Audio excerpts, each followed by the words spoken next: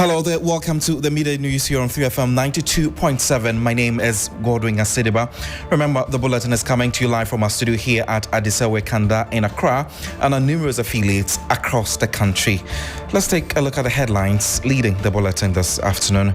Time runs out for government to declare a state of emergency over Galamsey menace as organized labor pushes through threats to lay down tools. Also coming up, and still on Galamsey fight, organizers of hashtag Free the Citizens protest agree route with police for massive protests against illegal mining. And also in the bulletin, brace up for over 3% increase in water and electricity tariffs. We have details of these and more stories coming your way shortly if you stay with us.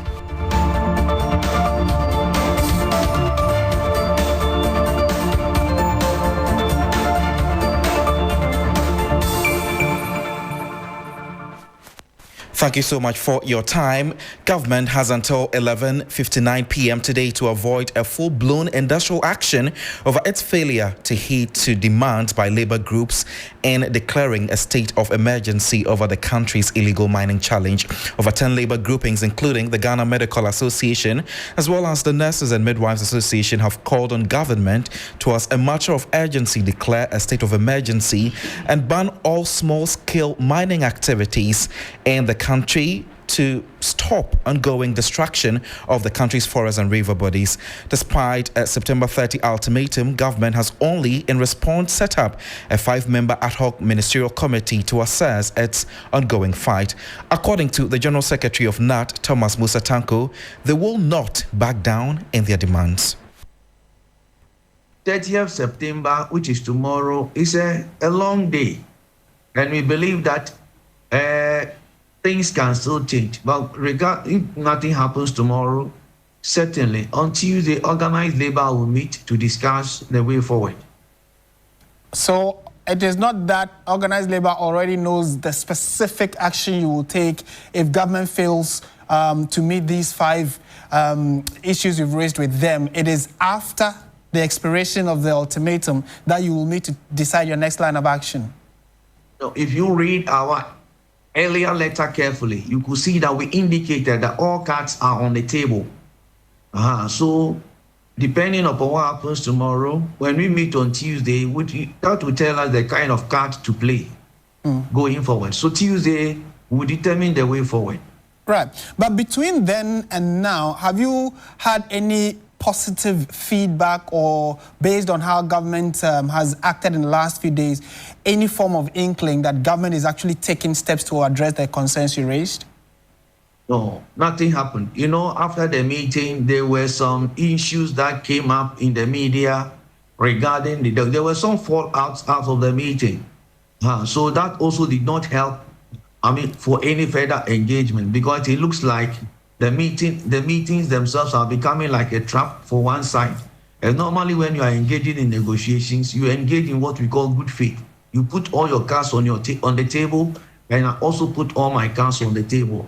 But if it is the case that we are engaging, and at the end of the day, things that even didn't happen at the place, you will hear it on social media and all that, and people's image and their reputations are being damaged, then it creates problem for further social dialogue. So since that particular meeting of the 5 ministers, there has not been any meeting again, and we are just waiting that our demands will be met by His Excellency the President of the Republic of Ghana. And like I have said, if nothing happens tomorrow, yes, on Tuesday, organized labor will meet to determine the way forward. My colleague Martin Asiedu there, engaging the General Secretary of NAT, Thomas Musa Tanko. Meanwhile, the leadership of the University Teachers Association of Ghana has expressed displeasure over the government's failure to show up for a conversation on Galamsey and its related matters. Speaking at the council meeting in Wa, senior political science lecturer at the University of Ghana, Professor Ransford Jampo, fumed over the gross disrespect to the union after only NDC showed up. Professor Jampo advises the NDC to maintain the same level of respect shown to the union, emphasizing that power will change and reveal people's true positions. Members may be aware that we have thrown similar invitations to other political parties. They have not listened to us. Today we were supposed to have a dialogue with the Minister for Lands and Natural Resources on Galamsey. He didn't show up. He asked his the Director for Minerals Commission to be here. He also didn't show up. And then just at last minute, when I texted to find out from them, they both said they are out of the country and they are asking a rep from WA to come. You see, whether we like it or not, there will be December 7 elections and power will change hands. Whether it will change hands to those seeking to break in the 8, or it will change hands to Movement for Change, or it will change hands to NDC, definitely power will change hands. We can now speak to our Labour Affairs correspondent, Daniel Opoku, who has been picking up information regarding organized Labour meeting tomorrow to discuss their next line of action after the ultimatum expired. Daniel, thank you so much for your time. Right. Can you tell us what you have been learning about tomorrow's meeting? Right, so there are two things on the table now. We are the organized labor is looking at either a nationwide strike or a demonstration. So by close of day tomorrow, they should be able to take that decision. Organized labor, we have about 3 labor centers. You have the one that belongs to the public institutions, i.e. the forum, where you have CLOCSAC, the nurses, Ghana Medical Association. Then you have about 22 affiliate unions of the Trades Union Congress. Then you have the Ghana Federation of Labor. So all these leadership will meet tomorrow, and by close of day tomorrow, hopefully by 2 p.m., they should take a decision. But the indications I'm picking is either they will go a nationwide demonstration or there will be a nationwide strike by close of day tomorrow. Right. The demands made by the unions are pretty much obvious. Do you think they will carry through with a strike or demonstration? Right. In this case, it behoves on the leadership of the trades union to be able to take a decision, because we now have a new Secretary General of TUC, who is also the spokesperson of organized labor. The best thing for them to do now is to stage a nationwide demonstration. So there's going to be a demonstration, hopefully by close of day tomorrow. If there should be a nationwide strike, then obviously we are going to have a problem on our hand, because you are talking about close to 700,000 public sector workers, and you have others who also belong to ICU. Most of them are in the private sector. When all of them come together to lay down their tools, then obviously we have a problem. So then demonstration will be the best way to go, because the last meeting they had with the Minister of Lands and Natural Resources, there hasn't been any concrete decision from the sector minister, the president, and the leadership of organized labor. So obviously organized labor is likely to carry through with a decision, but that will play out when the various leadership meet tomorrow to hold a proper discussions on what have been going on so far. I mean, you have been the man on the ground, so you've monitored these situations from the get-go till now. Right. Really disheartening, some of their stories when you get to hear them. Do you think the demonstration will be a step in the right direction? Right. So the best thing to do, they had their first meeting. That was clearly inconclusive. It was not fruitful. Now, demonstration for you to go through, right after demonstration, before you be able to declare a nationwide strike. Before you can declare a nationwide strike, there are some requirements you have to fulfill. One has to do with petition the National Labour Commission, which I'm not sure organized labor has been able to do that. What they have been able to do is to secure the position of the Ghana Police Service, and hopefully by close of day, they should be able to carry through. Let's also forget that the teachers are also part of organized labor, and their issues are also out on the table for them to discuss. So by close of day tomorrow, government must resolve the problem today before tomorrow, else after Tuesday, Wednesday, Thursday, we are going to have a lot of agitations on the labor front. Right, Daniel Opoku is a senior Labour Affairs correspondent with Media General. Let's do more stories. Meanwhile, actions and comments of key government functionaries has raised concerns about government's own commitment to fighting the menace. Here is the MP for Efiduase Asokore and chair of the Health Committee of Parliament, Nana Ayuefriye, stating emphatically that government will not stop Galamsey. Kwabrani who said we are winning the seats in the mining areas. So they decided to go and import foreigners. Now, when you buy and man can't show say munko in Renumu, Namunko to go do, or some munko so no Namunko to. Now, the whole year. In so, I have a problem there. And you want men to started. A obina or pese, anka omoye nanka ya this speed. Nanka ya caught, nanka ya stop it, Galamsey for, nanka ya lose your seat. Yes, stop you, Amona. Yes, stop you, Amochina. Now I'm a phone with TV for na call. Now I'm one crowd for car and a Galamsey. Now Galamsey, you too know Accra. In so no Accra. Omombra Kumasi made demonstration and come be steady. Well, a lot more voices are joining in the call for action. The latest has been, who has been speaking is the president of the Ghana Journalists Association. President of GJA on Saturday performed a rare duty by telling the president seated at the GJA Awards he has failed to end galamsey despite putting his job on the line. Albert Kwabena Jumfor described as shameful the ongoing menace and called on the president to tackle galamsey before he leaves office. Before we engage other stakeholders on the issue, take a listen to what the president of the Ghana Journalists Association has been saying. Mr. President, the father of the nation, made a firm vow to stop galamsey. But regrettably, that promise has not been fulfilled, Mr. President. You are barely 3 months until the end of the administration, and we are hopeful that you will deal with the situation before you leave office. We still maintain that a state of emergency must be declared over our water bodies and all planned and active mining concessions overlapping with river buffers should be abrogated, and all mining activities within 100 meters buffer of all rivers and streams should be halted with immediate effect. We also reiterate that LI 2462 should be repealed immediately. The GJA president's comments on galamsey many expected would elicit some response from the president over the ongoing galamsey fight. President Akufo-Addo yet again was silent on the menace of galamsey. In a near 20-minute speech, the president touched on the subject of press freedom and the infamous Ejapade document, but was quiet on the clamor of the state action against illegal mining. Let's speak to convener of the Media Coalition Against Illegal Mining, Dr. Ken Ashigbe, and he's joining us on phone for this conversation. Sir, thank you so much for your time. Another public event, yet the president failed to touch on the subject of galamsey. Did it surprise you, and what do you make of the president's speech? Did it come to me as a surprise? Worse than a surprise. It was a shock. You see, this is the president who, when we started this fight in 2017, he joined in and declared that his preparedness to put his presidency on the line. This is a president that when it came to the COVID crisis, he carried the entire nation along with himself by constantly updating us on what is being done.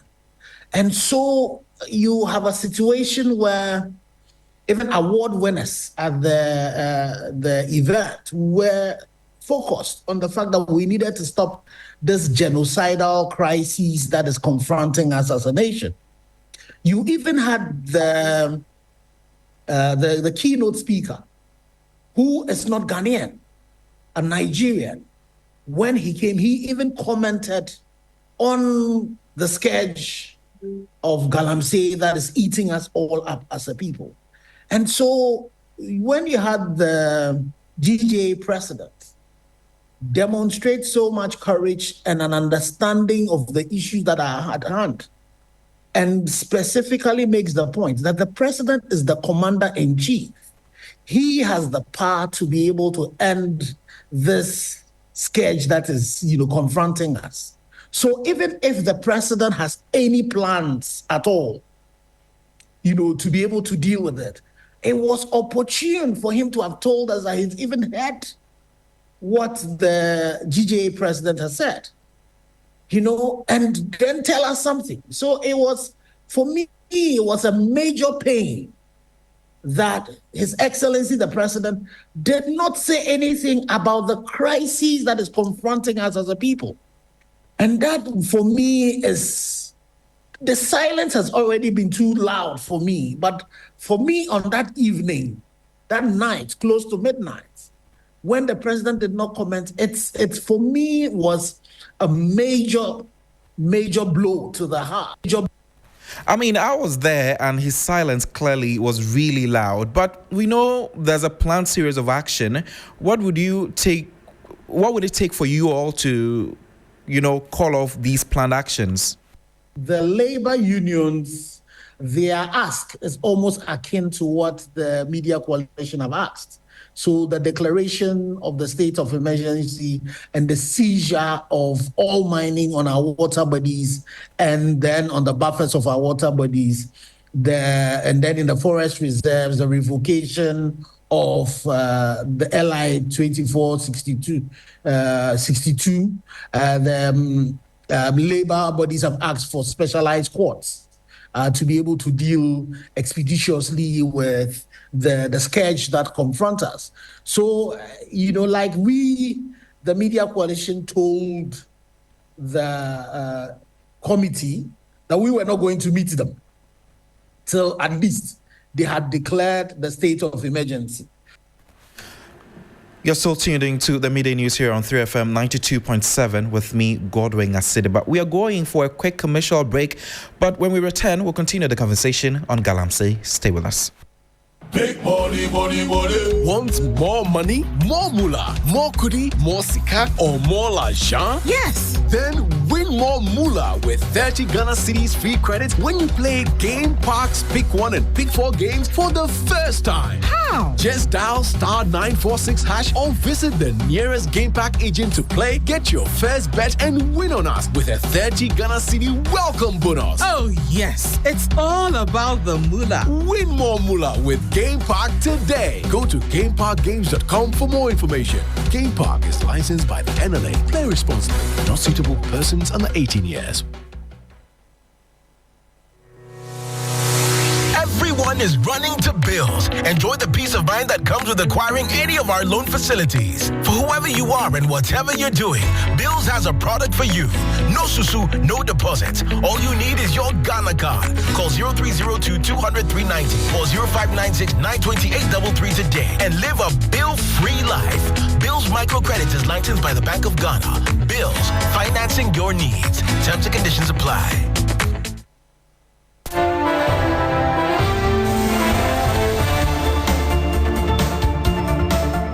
Welcome back, and thank you so much for staying with us here on the Midday News on 3FM 92.7. We go back to our earlier story where the president of the Ghana Journalists Association has been making some comments about Galamsey and how it is affecting the country, and also the president's silence on the situation after, the GJ president made those bold statements right in front of him at the just ended Ghana Journalists Association Awards. We bring in this time a mining consultant, Seth Walashime, for a further conversation on this. Thank you so much for your time. When the clampdown on Galamsey began on 2017-2018, you questioned the approach and said it was not the best way. You seem to have been proven right. Realistically, what can be done to end it? Yeah, good afternoon, Godwin, and good afternoon to your cherished listeners. Right.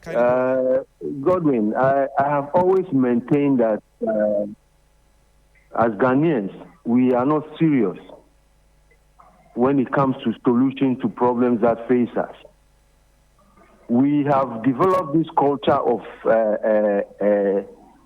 firefighting anytime there are serious issues that needs to be addressed. And I dare say that even the press is complicit in this, because when the issues come up and you raise it, and it becomes like a 9-day wonder, and then you go back to sleep until the issue comes up again. There must be a sustained effort to be able to, find solutions to these issues. First of all, the mandate has been given to Minerals Commission to supervise mining in this country. I keep on saying that Minerals Commission is not well resourced enough to be able to carry out that mandate. If you look at it, Minerals Commission has zoned this country into four zones and have offices in those zones, plus the head office. Now, with mining literally happening in every district in this country, that is not enough. They need to be present in every district and they need to be resourced with both logistics and personnel to be able to supervise this sector properly. Now, Galamsey, you and I agree that it's an illegal activity. And you see, if we don't create an enabling environment and we don't simplify the processes where people can register and do things in a proper way, these are the kind of things that we have. Right, but you know, some have said outright ban is not the way to go, but is there a way to mine sustainably without damaging the environment? There is, Godwin, there is. If we ban this whole activity, this is a multi-billion-dollar operation that brings in revenue. From the small-scale sector, we don't make less than maybe $6-7 million a year coming directly into this economy. So the popular saying is that you put your money where your mouth is. Right. Now, this activity, if streamlined properly and done in a sustainable way, could be a blessing, rather than the current situation where we are struggling to find solutions to these problems. Listen. Right, absolutely. Thank you so much for your time. We have been engaging Seth Wolashime, who is a mining consultant, and definitely sharing his thoughts on how the country has lost its fight against illegal mining. But this afternoon, conveners of the Free the Citizens and Stop Galamsey movement are locked up in a crunch meeting with the Ghana Police Service. The meeting being held at the Accra Regional Command is aimed at discussing the upcoming Free the Citizens protest, which is scheduled to take place from Thursday, October 3 to Saturday, October 5, 2024. The protest seeks to highlight the environmental destruction caused by illegal mining, otherwise known as Galamsey, demand the release of detained protesters, and call for an end to unconstitutional conduct of state authorities. My colleague Noble Crosby Annan is on the beat and he joins us live with details on the back of the meeting. Crosby, thank you so much for your time. What have you gathered from the meeting between the police and the conveners of the protest? Well, Godwin, so the meeting has ended and the protesters and the police have agreed on the routes for the 3-day protest, which is beginning on Thursday through to Saturday. It will begin from Oponglo. That will be the converging point every day, and then they will demonstrate through the street towards the Independence Square area. They are going to submit petitions to the Land Minister, to Parliament, and to the Attorney General for various reasons. The Attorney General apparently will be for the release, or what they say is unprofessional conduct of the police in the handling of the protesters. The reoccupy Jubilee House, Democracy Hub protesters who were arrested in the most recent protest that was at the 37 enclave. Essentially, the rules have been agreed, and the police have agreed on the conduct of the expectations of the protesters as well as the expectations of the police themselves. Godwin. But do we have any update on those who have been arrested? At the moment, we do not have clear updates, directives on the whereabouts or the status of those who were remanded by the courts. But the group have, over the past days, said some of them still remain to be known or remain to be seen where they are. That was by Ernesto Yabo of the Economic Fighters League. So essentially, the status of those who were arrested earlier, we still do not know.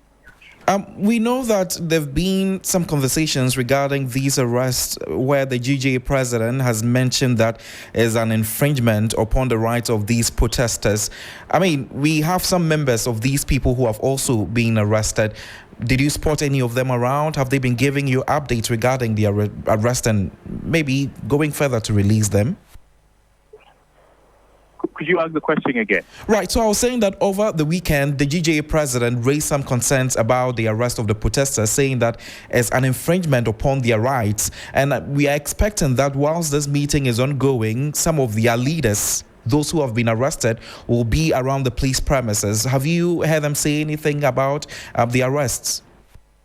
Well, at the moment, and today, it has only been the presence of the conveners of the Free the Citizens movement who have come to the Accra Regional Police Headquarters to agree on the timelines and the modalities, if you like, of the upcoming protests. The old protesters, conveners, and complaints have not come up here. Essentially, it's been the conduct of this new protest that will happen from Thursday to Saturday.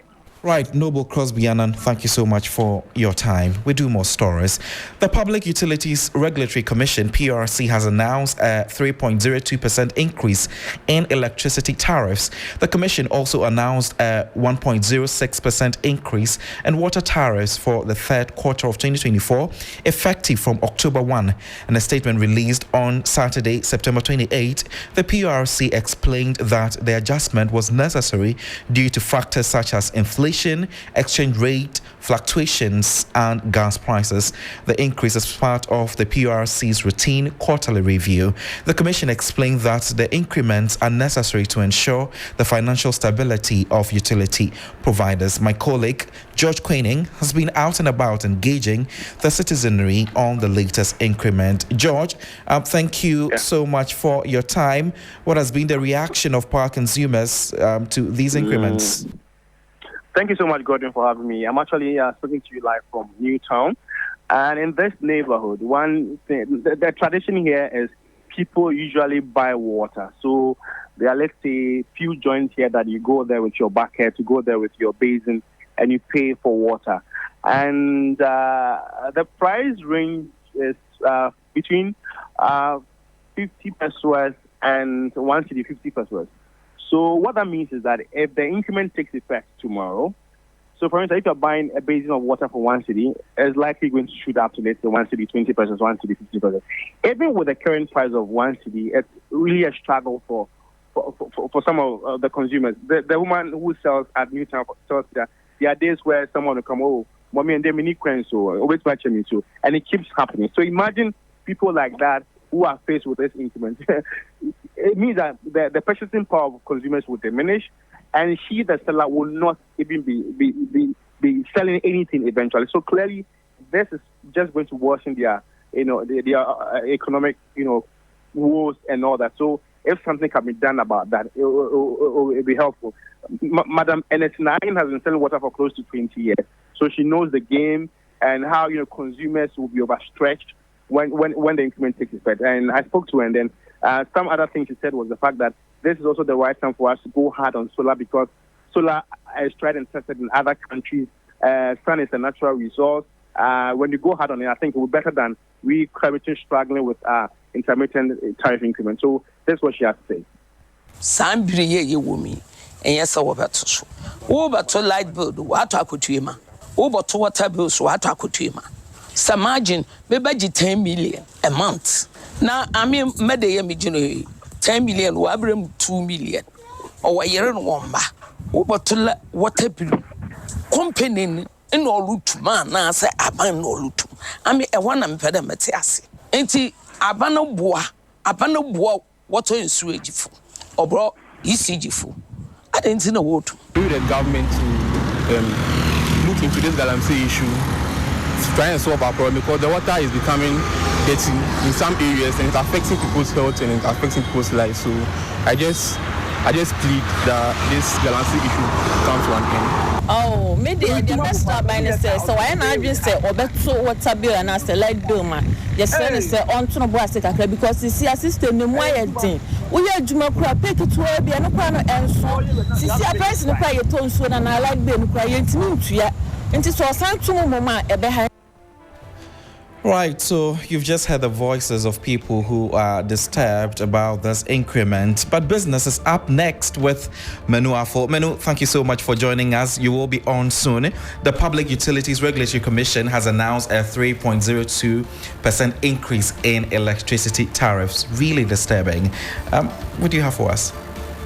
Well, we're talking about the gold coin that has been introduced by the central bank to curb holding of dollars. And we have more details on that.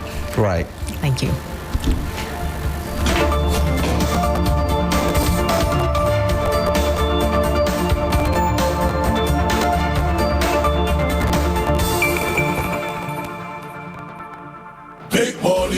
Want more money, more moolah, more kudi, more sika, or more l'argent? Yes. Then win more moolah with 30 Ghana Cedis free credit when you play Game Park's Pick 1 and Pick 4 games for the first time. How? Just dial *946# or visit the nearest Game Park agent to play, get your first bet, and win on us with a 30 Ghana Cedi welcome bonus. Oh, yes. It's all about the moolah. Win more moolah with Game Park today. Go to GameParkGames.com for more information. Game Park is licensed by the NLA. Play responsibly. Not suitable persons under 18 years.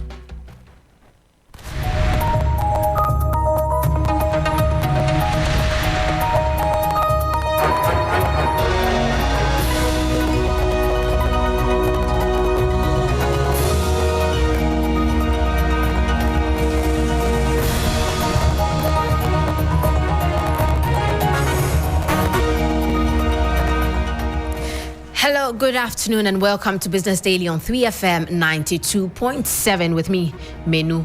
Afful. Coming up, expert warns of high returns but significant risks associated with new Bank of Ghana gold coin.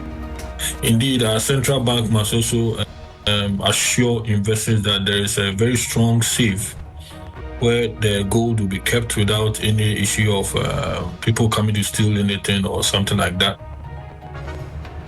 Plus, Bank of Ghana charges commercial banks to impose stricter penalties on employees involved in fraudulent activities. It has become equally imperative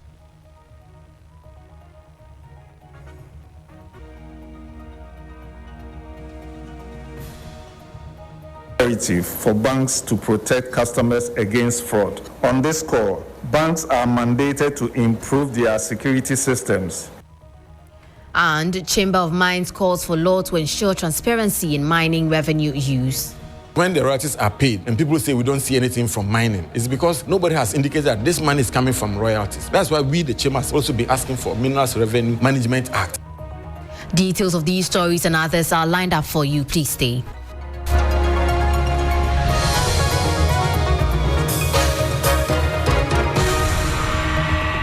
Now let's begin with the Bank of Ghana. It has charged commercial banks to take crucial steps to address internal vulnerabilities to protect customers against activities of fraudsters. Head of Financial Stability Department, Dr. Osei Yeboah, urged management of commercial banks to collaborate with law enforcement agencies to impose stricter penalties on employees involved in fraudulent activities. He spoke at the launch of the Chartered Institute of Marketing Ghana's 2023 Ghana Customer Satisfaction Index findings on banks. It has become equally imperative for banks to protect customers against fraud. On this score, banks are mandated to improve their security systems, prioritize personal training, and reinforce internal controls. Banks must adopt multi-factor authentication for mobile banking apps and possibly leverage biometric features. Auto logins should be disabled. Furthermore, banks should enhance customer fraud awareness and work with law enforcement to impose stricter punishment for employee fraud, especially with our recent fraud report, which underlined that cash suppression is really a problem within the industry. You heard the head of Financial Stability Department of Bank of Ghana, Dr. Osei Yeboah, there. Meanwhile, according to the Chartered Institute of Marketing Ghana's 2023 Ghana Customer Satisfaction Index, customer satisfaction in traditional banking decreased by 2 percentage points to 93% in 2023, down from 95% in 2022. The survey concentrated on 3 areas: service quality, customer satisfaction, and customer loyalty. CIMG President Dr. Daniel Keseti urged traditional banks to shift focus beyond transactions and cultivate long-term relationships with customers, emphasizing the importance of personalized experiences. We entreat the banks to look beyond transactions to establishing long-term relationships with their banks. You are talking about loyalty. Look at the presentation we did. Loyalty, we are looking at it in 2 dimensions. We say behavioral loyalty and emotional loyalty. So if you are a bank, sit down and assess yourself. What is the loyalty level of the average customer to my bank? This loyalty we are talking about, is it behavioral or it is emotional? Behavioral is, for example, when they say, we come to this bank because the name is nice. If your bank is that way and another bank comes with a nicer name, what it means is that they will move away. But they have to be banking with you because they want to, not because something is compelling them to bank with you. So we should attach more importance to emotional loyalty. That is the emotional connection with which customers agree to transact with our bank. That was President of the Chartered Institute of Marketing Ghana, Dr. Daniel Kaseti. In more stories, US-based Professor of Finance Andrew Pepra is warning investors against the high volatility and exchange rate risks that come with the newly introduced Bank of Ghana gold coin. According to him, investors, particularly those who have lower risk tolerance, are urged to exercise caution as extreme fluctuations and uncertainties could significantly impact returns. The Bank of Ghana launched the new investment option to, among others, serve as an alternative investment asset for the general public. What they need to do is to do a lot of education, also a lot of probably media engagement and adverts to make sure that this is well known. And then also, as the education goes, to be able to point to some countries and the benefits derived. And this is going to ensure that our government, central bank, is now ready to ensure that the gold investment really works. Indeed, our central bank must also assure investors that there is a very strong safe where the gold will be kept without any issue of people coming to steal anything or something like that. That is also one major requirement where the gold will be kept. It's also very important, that kind of security. So that assurance must also be given, and that will bring in the confidence that is needed in the Ghanaian market. And then also the last one is liquidity for the gold. If someone wants to sell the gold, there should be another party who is ready to buy all the time. It should not be like you buy the gold and you want to sell it and you cannot find anyone to buy. Professor of Finance Andrew Pepra. Away from that also, the Ghana Chamber of Mines has called for a Minerals Revenue Management Act to promote transparency in how funds from the mining sector are used. Currently, mining revenues are deposited into the government's consolidated fund, which holds all income and monies collected on behalf of the state. These funds are then disbursed for government expenditure. Director of External Relations at the Chamber, Ahmed Natogma, says the proposed act would help track mining revenues, enabling a clearer understanding of the sector's contribution to the national economy. We think that government should continue to provide more transparency on the utilization of mineral royalties, because when the royalties are paid and people say we don't see anything from mining, it's because nobody has indicated that this money is coming from royalties. That's why we, the Chamber, also be asking for Minerals Revenue Management Act. So you put all the revenue from mining into one pot, and then you can then tie the pot into specific projects. Then at the end of the day, you can say that, look, we got this money from mining, but now that the money goes into the consolidated fund and is used to pay all other things, nobody say, I haven't seen anything from mining. For instance, if Takwa needs something and it doesn't come from mining, they'll say it's not coming from mining. But for all you know, it is the taxes and the royalties that give money to be done. So we think that government should be more upfront, even though it is being done, but should be more upfront and should let the communities know that mining is providing an income for the state. Like I said, 75% of all mineral revenue comes back into the country. And if gold can give about $3 billion, and 75% of it comes back into the country, where does it go? Local content, local purchases. So if you tell me that only 9% comes back, then it can't be true. You heard the voice of Director of External Relations at the Ghana Chamber of Mines, Ahmed Natogma. Well, that will be all for Business Daily here on 3FM 92.7. For more business stories, please check out our website. It's www.3news.com. My name is Manu. Afful. Stay tuned for Urban Blend after this.